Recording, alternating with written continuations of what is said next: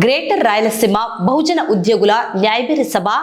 నేడు నంద్యాల పట్టణం golden function hall నందు నిర్వహించడం జరిగింది। ఈ సభలో బహుజన నాయకులు, ఆర్పీఎస్ మరియు ఆర్ఎఫ్ వ్యవస్థాపకులు, మాజీ ప్రభుత్వ ఉపాధ్యాయుడు పోతుల నాగరాజు ప్రధాన వక్తగా బహుజన ఉద్యోగుల సమస్యలను ప్రభుత్వం పరిష్కరించాలని డిమాండ్ చేశారు। ప్రభుత్వం భారత రాజ్యాంగ పరిరక్షణ విలువలను కాపాడే ప్రయత్నం చేయాలని కోరారు। దేశంలో అరాచక శక్తుల, మతతత్వ శక్తుల, కులాలను విభజించే రాజకీయాల నుండి సమాజాన్ని కాపాడుకోవాలని బహుజన ఉద్యోగుల న్యాయబేరి కార్యక్రమం ద్వారా సమాజానికి పోతుల నాగరాజు పిలుపునిచ్చారు। పాలక పక్షాలు ప్రమాణ స్వీకారం సందర్భంగా భారత రాజ్యాంగాన్ని కేవలం ఒక గ్రంథంగా కాకుండా భారత రాజ్యాంగంలో ఉన్న మౌలిక సూత్రాలను పాటించి అమలు చేయాలని ప్రభుత్వాన్ని కోరారు। విద్యా వ్యాపారాన్ని అరికట్టాలని, ఉచిత నాణ్యమైన విద్యను అందించాలని పలు అంశాలను వివరిస్తూ ప్రభుత్వాన్ని డిమాండ్ చేశారు। కార్యక్రమంలో రాష్ట్ర యూత్ ప్రెసిడెంట్ పెరుగు శివకృష్ణ యాదవ్, శ్రీనివాసులు, జిల్లా యూత్ అధ్యక్షుడు, బహుజన ఉద్యోగులు పాల్గొన్నారు। భారత రాజ్యాంగ పరిరక్షణ, ప్రజాస్వామ్య విలువల్ని కాపాడే ప్రయత్నం, ఈ దేశంలో అరాచక శక్తుల, మతతత్వ శక్తుల, కులాన్ని విభజించే రాజకీయాల నుంచి సమాజాన్ని కాపాడుకోమని చెప్పి బహుజన ఉద్యోగుల న్యాయబేరి కార్యక్రమం ద్వారా సమాజానికి పిలుపునిస్తూ, పాలక పక్షాలు భారత రాజ్యాంగాన్ని కేవలం ఒక ప్రమాణ స్వీకారం ఉపయోగించేటువంటి గ్రంథంగా కాకుండా భారత రాజ్యాంగంలో ఉన్నటువంటి మౌలిక సూత్రాలని పాటించి అమలు చేయమని చెప్పి నంద్యాల గ్రేటర్ రాయలసీమ బహుజన ఉద్యోగుల న్యాయబేరి రాష్ట్ర కేంద్ర ప్రభుత్వాన్ని డిమాండ్ చేస్తూ, ఈ రాష్ట్రంలో విద్య యొక్క వ్యాపారాన్ని అరికట్టాలని, దేశవ్యాప్తంగా ప్రాథమిక స్థాయి నుంచి ఇంటర్మీడియట్ అంటే 12వ తరగతి వరకు ఉచితమైన నాణ్యమైనటువంటి విద్యను అందించే ప్రయత్నం రాజ్యాంగబద్ధంగా అమలు చేయాలని డిమాండ్ చేస్తూ, దేశంలో మెరుగైనటువంటి నాణ్యమైనటువంటి వైద్యాన్ని, మౌలిక వసతుల్ని, చదువుకున్నటువంటి యువతకు ఉపాధి, ఉద్యోగం అనేటువంటిది ఒక ప్రభుత్వం, ఒక రాజ్యాంగం కల్పించినటువంటి హక్కుగా ఉద్యోగ చట్టాన్ని అమలు చేయాలని చెప్పి, అదేవిధంగా ఈరోజు సమాజంలో భారత రాజ్యాంగంలో 4వ పిల్లర్ అయినటువంటి మీడియా మిత్రులకు యాజమాన్యాల నుంచి సరైనటువంటి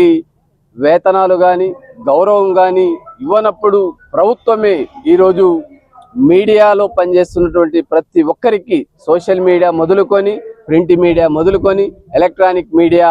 కార్పొరేట్ వ్యవస్థ అయినా, సోషల్ మీడియా అయినా ప్రభుత్వం ఖచ్చితంగా వారికి వేతనాలు ఇచ్చే విధంగా యాజమాన్యాలకు ఒక చట్టం తీసుకురావాలని చెప్పి, కనీస వేతన చట్టం జర్నలిస్టుకి అమలు కాకపోతే ఇంకా సమాజంలో ఎవరికి మీరు న్యాయం జరుగుతుందో ఆలోచించేటువంటి బాధ్యతను కూడా రాష్ట్ర కేంద్ర ప్రభుత్వాలు ఈ నిర్ణయాన్ని అమలు చేయాలని, దేశవ్యాప్తంగా న్యాయ వ్యవస్థ ఏర్పాటైనప్పటి నుంచి కూడా ఈ దేశ జనాభాలో 87% ఉన్నటువంటి దళితులకు, గిరిజనులకు, మైనార్టీలకు, బలహీన వర్గాలకు న్యాయస్థానాల్లో రిజర్వేషన్లు లేకపోతే ఈ సమాజానికి న్యాయం ఎక్కడ జరుగుతుందో,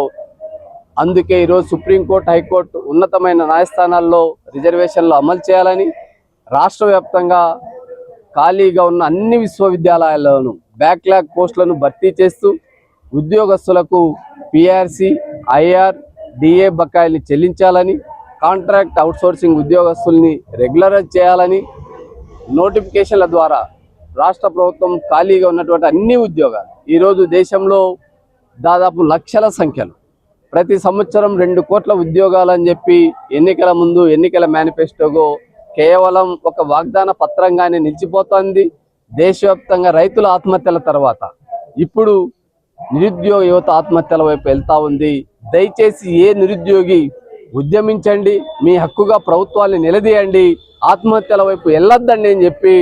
రిజర్వేషన్ల పరిరక్షణ సమితి వారికి మానసిక స్థైర్యాన్ని ఇవ్వాలని చెప్పి, పోరాటం ద్వారానే మన హక్కులు సాధించుకోవడానికి అవకాశం ఉంటుంది। అందుకే మనువాద శక్తులతో కానీ, కులాన్ని విభజించేటువంటి వ్యక్తులతో కానీ కాదు, భారత రాజ్యాంగాన్ని పరిరక్షించేటువంటి వ్యవస్థతో మనం కలిసి ముందుకు అడుగులేద్దాం। భారత రాజ్యాంగమే అన్ని సమస్యలకు విముక్తి కలిగిస్తుంది। భారత రాజ్యాంగాన్ని సక్రమంగా అమలు చేసేటువంటి బాధ్యతను ప్రజలు తీసుకొని, మీడియా సహకరించి పాలక వర్గాల దోపిడీని అరికట్టేటువంటి బాధ్యతను ప్రతి బహుజన బిడ్డ స్వీకరించాలని, బహుజనులు అంటే కేవలం దళితులో, బలహీన వర్గాలో, మైనార్టీలో కాదు, ఈ దేశ జనాభాలో అత్యధిక శాతం ఉన్నటువంటి ప్రజల యొక్క సమూహం బహుజన సమాజం. మెజారిటీ ప్రజల సమూహమే బహుజన సమాజం. ఆ బహుజన సమాజ హక్కుల్ని కాపాడే ప్రయత్నం, హక్కుల్ని పొందేటువంటి ప్రయత్నం, గౌరవాన్ని పొందేటువంటి ప్రయత్నం, డాక్టర్ బిఆర్ అంబేద్కర్ గారు కల్పించినటువంటి రాజ్యాంగ ఫలాలు ప్రజలందరికీ దక్కే వరకు ఈ బహుజన ఉద్యోగుల న్యాయబేరి నంద్యాలలో ప్రారంభమై ఉమ్మడి ఆంధ్రప్రదేశ్ నుంచి ఢిల్లీ ఎర్రకోట వరకు ఆ ఉద్యమం యొక్క సెగలు ముందుకు తీసుకెళ్తామని ఈ మీడియా సందర్భంగా తెలియజేస్తూ